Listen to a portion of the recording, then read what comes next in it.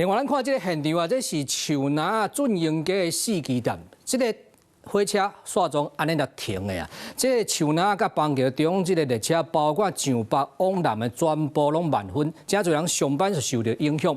代替来讲啊，这车啥会停的？因为这段叫做无电的区间呐，这无电车就袂走。但是伊是要防止意外，不过开车的司机员伫遮操作无细腻，煞总造成规台车停的咯。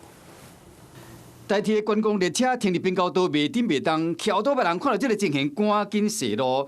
这地区今日早起，树林到邦桥之间，上北到落南的列车拢慢分。树林板桥间故障的影响，本列车目前在桃园站开车时间未定。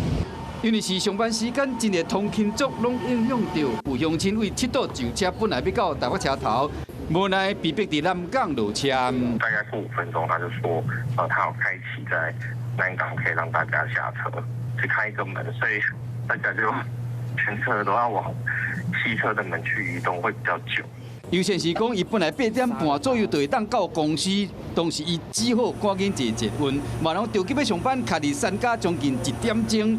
台北车头这边月台嘛拢是人，针对这点代替回应讲，当时列车驶入树林邦桥间西线无电的区域时，司机员依照规定降低车速，因为操作无细致。地区规台车停伫无电的区间无动力，代替指派救援车将列车塞到邦桥站，最后伫8点57分才恢复行车。所谓无电的区间，就是这段无电会安尼设计有的原因。变电站所提供的交流电会有不同的相位电位差，如果列车直接进到不同的相位区，可能会让电力跳开，造成设备受损。因此，不同的相位区中间会设无电的中性区间，让列车在经过时暂时切电，避免设备受损。